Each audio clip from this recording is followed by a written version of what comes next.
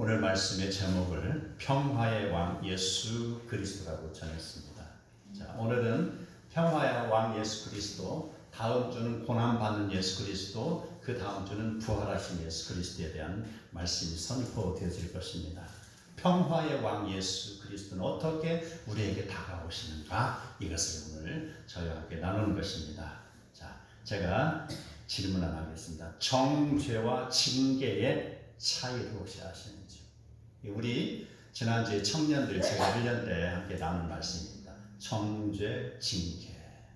자, 이게 서전적인 의미를 보면은요, 정죄라 하면은요, 어떤 단체에서 퇴출을 당하는 것입니다. 커다란 죄로 인해서라든지, 아니면 학교에서 퇴학을 당한다든지, 이게 바로 정죄, 죄의 결과로 주어지는 아주 큰 그런 대가를 치르는 것이죠. 징계라는 것, 바로 잘못을 저지른 자에게 일정한 제재를 가함으로 인해서 그가 다시 자기의 죄를 뉘우치고 회복시키는 것, 이게 징계라는 것이죠. 그래서 징계는 정죄보다는 약간 가벼운 의미가 있죠. 이거는요, 개선의 여지를 남겨두는 것입니다. 그래, 징계. 우리의 자녀들은 어떻습니까? 정죄합니까? 징계합니까? 징계합니다. 정죄 안 하죠, 자녀들. 절대 안 합니다. 큰일 납니다. 자녀를 정죄한다는 건 인연을 끊고 호적에서 떠내버린다는 것이에요. 징계한다는 것입니다. 어떻게? 체벌. 어린아이들이 클 때 체벌이 없으면 그 아이가 제대로 자라지 못하는 거 알죠? 예, 가지가 그대로 뻗어가는 거, 세상으로 가지가 뻗어가는 거 그대로 놔두고 그냥 가만히 있으면 어때요? 곁가지가 많이 생기잖아요. 하늘을 보고 땅도 보고 옆 보고 땅 속도 보는 거예요. 그럼 어떻게 자라요? 자랄 수가 없잖아요. 가지치기를 잘 해줘야 돼요. 징계를, 채찍, 체벌을 통해서 아이가 올바로 자랄 수 있도록 해주는 게 이게 부모의 역할이라는 것입니다. 올바른 성품, 올바른 신앙, 하늘만을 바라볼 수 있는 하늘바라기가 되도록 만들어주는 게 부모의 역할이라는 것입니다. 자, 성경에서는 어떻게 표현할까요? 바로 정죄, 로마서 8장 1절에 있습니다. 유죄를 선고하다, 형벌을 가하다는 의미를 있습니다. 바로 하나님을 믿지 않는 자가 구원의 대열에서 탈락당하는 것, 이게 정죄라는 것입니다. 징계라는 것은요, 계시록 3장 19절의 내용을 예를 들 수 있습니다. 바로 훈련시키다, 교육하다, 교정하다, 그런 의미를 지니고 있습니다. 잘못을 인정하고 바로 잡는다는 그런 뜻으로서 하나님의 그런 자녀들이 일시적으로 잘못을 저질렀을 경우에 징계를 통하여서 그것을 올바로 바로 잡는 것, 이게 바로 자녀들을 올바름으로 이끌어가는 목적이 되는 것입니다. 오늘 본문을 주어진 이사야가 활동했던 시기에는요, 바로 우시아가 죽던 BC 739년부터 므낫세 통치기간 680년까지 대략 60년 동안에 기록된 내용입니다. 저자는 이사야겠죠. 그 이사야, 그는 오직 하나님의 은혜로 말미암다는 사실을 유다 백성에게 지금 전하고 있습니다. 11장에 기록된 배경을 보면은요, 아하스 왕이 다스리던 때입니다. 즉 아하스의 아들 히스기야가 즉위하기 이전의 상황이라는 것이죠. 아하스가 다스리는 그 나라는 북이스라엘과 또 아람의 동맹군이 유다를 괴롭히던 때입니다. 유다는 작은 나라이잖아요. 영토가 작습니다. 그런 나라에 아람이라는 거대한 군대와 북이스라엘이라는 힘센 두 나라가 연합해서 지금 내려오고 있습니다. 못 살게 보는 것이죠. 침략을 하는 것입니다. 이때의 상황을 열왕기하 16장을 보면 이렇게 나옵니다. 아람 왕 르신과 이스라엘 왕 베가의 공격을 받은 유다 왕 아하스는 바로 그들의 공격 앞에서 고전등터다, 악수르 왕에게 도움을 청하는 모습까지 이르게 됩니다.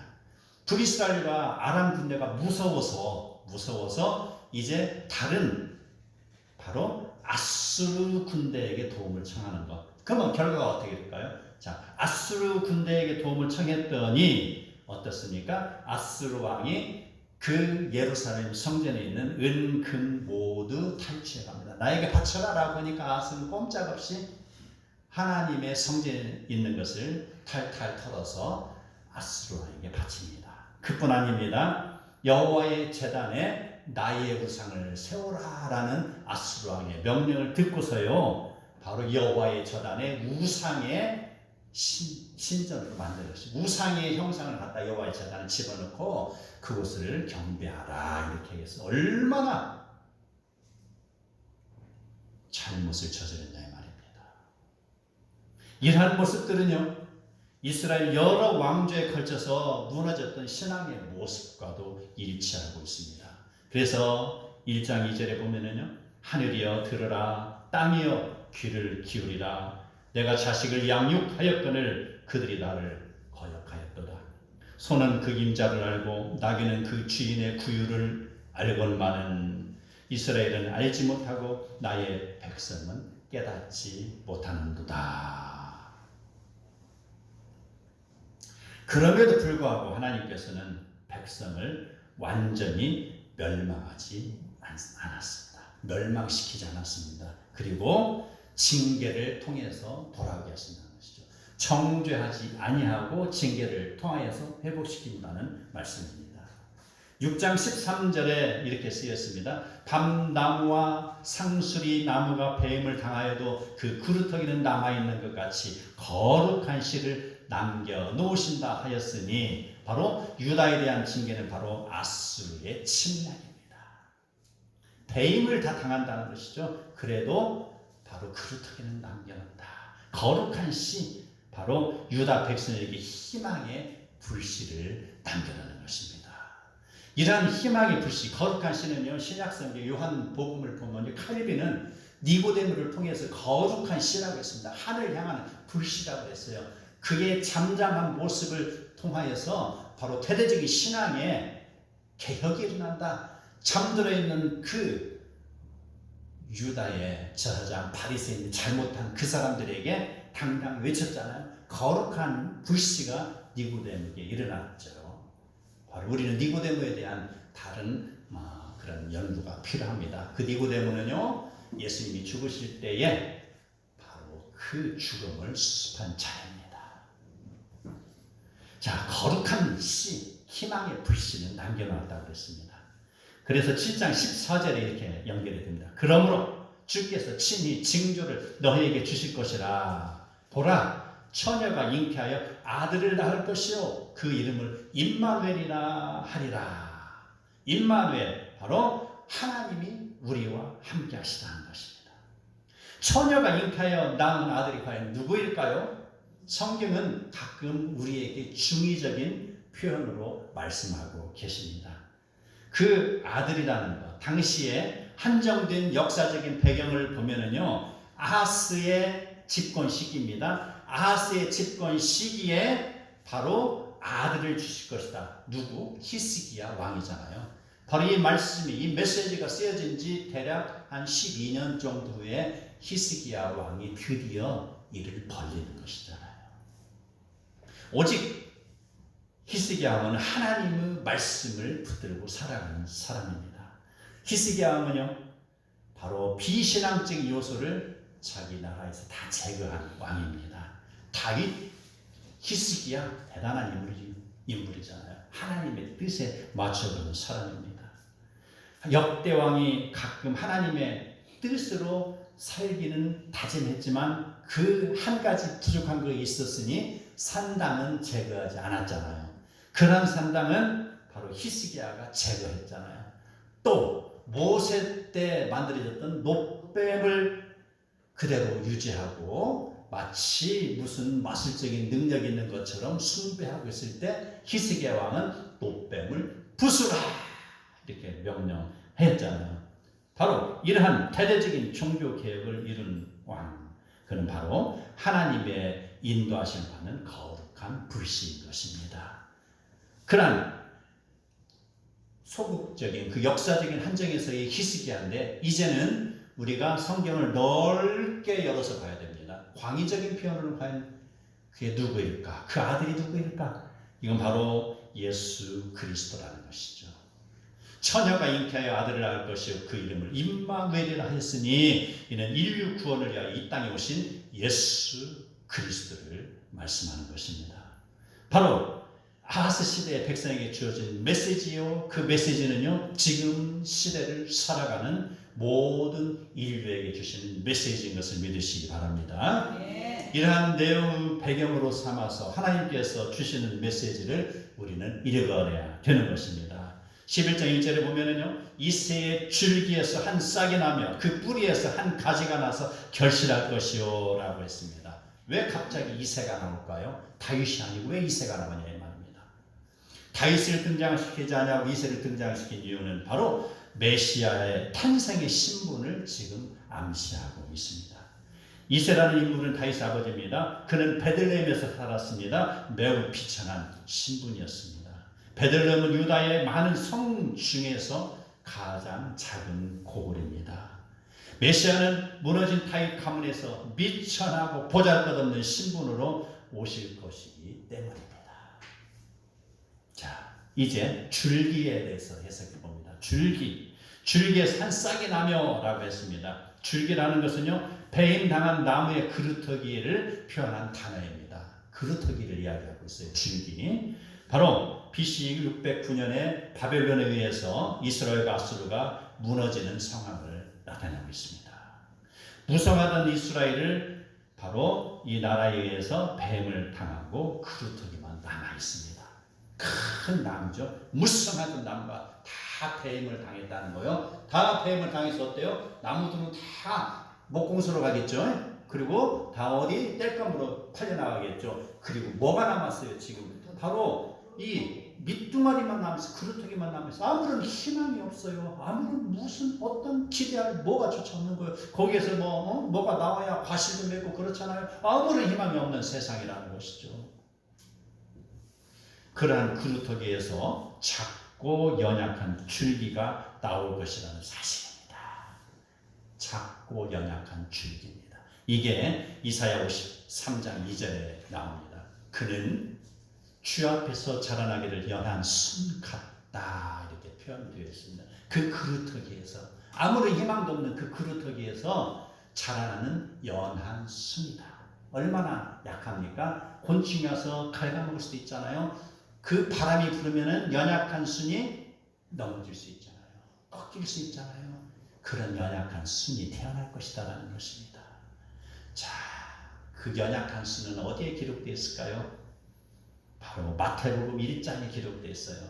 여기 보면은요, 예수 그리스도의 탄생의 족보가 나옵니다. 마태복음 1장입니다. 거기 보면은요, 바로 예수님이 아브라함의 자손인 다윗의 자손 쭉쭉쭉 내려오다 예수님이 나왔다는 것이죠.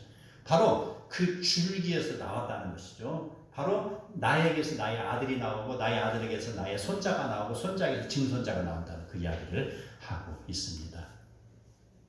다윗의 무너진 왕조, 조학으로 인하여서 폐허됨으로 전락한 그루터기와 같은 나라에서 진정으로 의로운 왕이 나온다는 예언의 메시지입니다.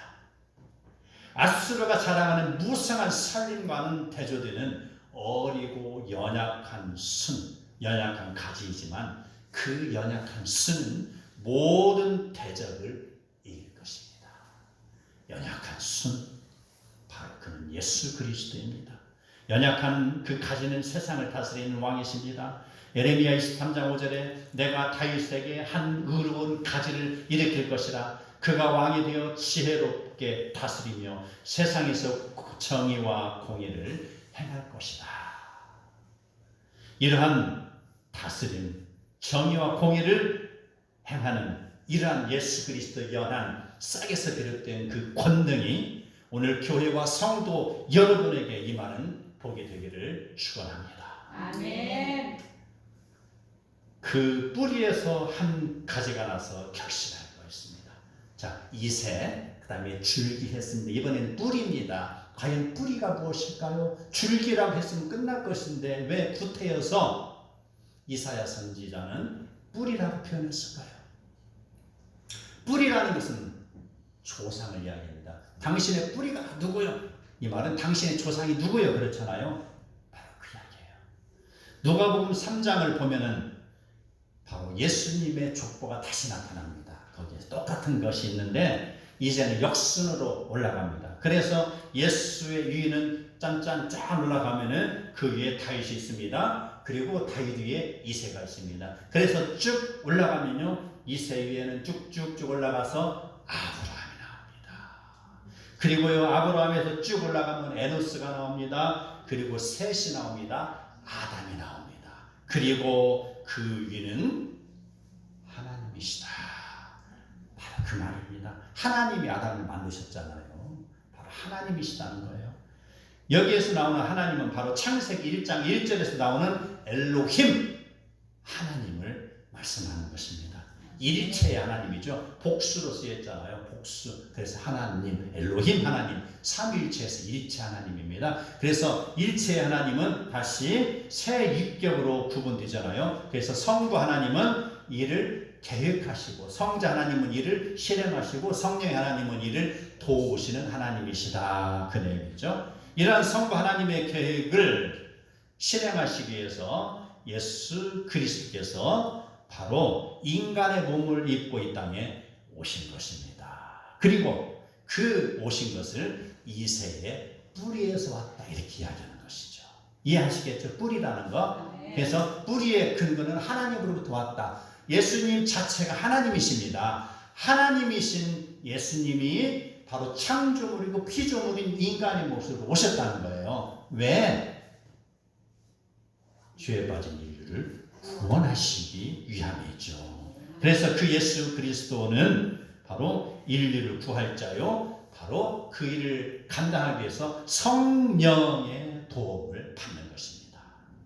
2절을 자세히 보면은요, 성령은 그의 여호와의 영, 곧 지혜와 총명의 영이오라고 쓰였습니다. 모략과 재능의 영이요, 지식과 여호와를 경외하는 영이 강림하시오. 바로 성령께서, 성령의 하나님이 성자 하나님에게 지금 임하시는 것이죠. 도우시는 하나님이라고 하잖아요. 성령의 하나님. 그래서 3절, 4절, 5절에 보면은요, 성령의 도움을 입은 예수 그리스도께서 어떠한 능력을 행하시는가에 대해 나옵니다. 3절을 보면 그가 여호와를 경외함으로 즐거움을 삼을 것이며, 이거는요 바로 하나님에게서 제공되는 능력과 모략과 지식과 명철은 바로 명철을 입는다, 이 말입니다. 이게 그리고 그의 눈에 보이는 대로 심판하지 아니하며 그의 귀에 들리는 대로 판단하지 아니하며, 이 말씀은요, 성자 하나님은 눈과 귀에 현혹되지 아니하고 원칙에 의하여 사물을 분별하시며 외적인 증거만을 보지 아니하고 마음의 중심까지 보고 판단하시는 하나님이시다라는 내용입니다. 4절을 보면은요, 공의로 가난한 자를 심판하며 정직으로 세상의 겸손한 자를 판단할 것이며 그 막대기로 세상을 치며 그의 입술의 기운으로 악인을 죽일 것이며 공의로 그의 허리를 삼으며 성실로 그의 몸에 띠를 삼을 것이니, 이런 실체는요, 아수르 공격 앞에서 하나님을 의지하며 순종하고 따르는 히스기야에게 1차적으로 나타났습니다. 히스기야에게. 그래서 예루살렘 성이 바로 공격을 당했을 때에 아수르의 사내립의 18만 5천 명의 군대는 어떻습니까? 하룻밤에 주의 사자가 임하여서 바로 그 18만 5천 명을 몰살시킨 것이잖아요. 이게 바로 능력의 결과라는 것이죠. 이 사건은 바로 공의와 허리에 띠를 삼으시며 판단하시는 성자 하나님이 행하시는 일이시다. 예. 이제 6절에서 8절을 보면은요, 성자 하나님이신 예수 그리스도에 의하여 가꾸어지는 세상, 창조 세계를 새롭게 하시는 회복의 역사가 일어날 것을 말씀하고 있습니다. 이 말은 다시 이야기하면 죄로 인해서 원수 관계로 변질되었던 창조 질서에 대해서 회복을 시킨다는 내용입니다. 이 회복은요, 바로 하나님과 인간 사이의 회복입니다. 바로 인간과 동물 사이의 회복입니다. 바로 동물과 동물 간의 회복으로 확장이 되고 있습니다. 그래서 이렇게 이야기합니다. 이리가 어린 양과 함께 살며 표범이 어린 염소와 함께 누우며 송아지와 어린 사자와 살찐 짐승이 함께 있어 어린아이에게 끌리며라는 것이죠. 바로 성자 하나님의 통치하는 때에는요, 초식 동물이 육식 동물을 두려워하지 않습니다. 그리고 사나운 짐승들도 인간에게 복종할 것이다. 어린아이에게 끌리며라고 그랬죠. 인간에게 다 복종하며 따라온다라는 그런 내용이 되는 것입니다. 그리고 또 이렇게 이야기합니다. 호세아 2장 18절을 보면 그날에는 내가 저희를 위하여 들짐승과 공중의 새와 땅의 곤충으로 더불어 언약을 세우며 또 이 땅에서 활과 칼을 꺾어 전쟁이 없이 하고 저희로 평안히 눕게 하리라 라고 말씀을 하셨습니다. 자, 이 내용들을 종합해 보면 모두 하늘에 있는 것이나 땅에 있는 것이나 창조의 질서를 회복하는 데 목적을 두고 있습니다. 7절에는 이렇게 나옵니다. 암소와 곰이 함께 먹으며 그것들의 새끼가 함께 엎드려지며 사자가 소처럼 풀을 먹을 것이며 8절 젖먹는 아기가 독사의 구멍에서 장난하며 젖된 어린아이가 독사의 굴에 손을 넣을 것이다. 자, 왜 하필이면은 여기에 독사가 등장하냐 이 말입니다. 왜? 바로 이 내용은요, 성자 하나님이 다스리는 세계는요, 가장 인간으로부터 오래된 원수, 가장 원수된 관계가 뭐예요? 뱀이잖아요. 뱀. 바로 뱀과 인간 사이의 관계까지 회복을 시킬 것이라는 것입니다. 이게 바로 우주적인 회복이 되는 것이죠. 평화의 임금이 되는 것입니다. 죄가 있는 곳에는 분열과 싸움이 있죠. 그러나 의가 있는 곳, 의로움입니다. 의가 있는 곳은 평화가 따르기 때문에 의에 의하여 죄악이 피조물의 세계에서 사라지는 것입니다. 그 악의 세력도 모두 제거될 것입니다. 그러면은 결국 죄가 이깁니까? 의가 이깁니까? 의가 이기죠. 지금은 죄가 세상을 다스리는 것 같고 이기는 것 같잖아요. 죄가. 그러나 의가 이깁니다. 의로움을 닮아가시기 바랍니다. 아멘. 자, 이러한 성자 하나님이 다스리는 세상은 이제 변화를 이루게 됩니다. 우리 9절에 우리 성경 한번 다시 한번 보세요. 9절에 이렇게 쓰여 있습니다. 내 거룩한 산 모든 곳에서 해됨이 없고 상함도 없을 것이니 이는 물이 바다를 덮음같이 여호와를 아는 지식이 세상에 충만할 것이다 라고 했습니다. 예. 해함도 없다 상함도 없다. 자, 이 말은요, 성자 하나님 즉 예수 그리스도께서 다스리는 세계는 이제 죄로 인해서 초래된 인간의 타락이 없을 것이니 이 말입니다. 즉 아담과 하와가 두 아들을 낳았을 때 어떻습니까? 가인은 자기 욕심을 챙긴 사람이잖아요. 그리고 그 가인은 어떻습니까? 바로 호의호식하며 살고 자기 성을 건축했잖아요. 그리고 그 악기를 다루는 사람의 조상이 되기도 하고 그 다음에 짐승을 키우는 자의 조상이 되기도 하고 철을 다스리는 자의 조상이 되기도 하고 가인의 후예들은 그렇게 세상을 누리며 살고 있었지 않습니까? 그처럼 아벨을 죽인 가인은 호의호식하며 살고 있었지만 그가 누리는 삶은 이제 더 이상 용납되지 않을 것입니다.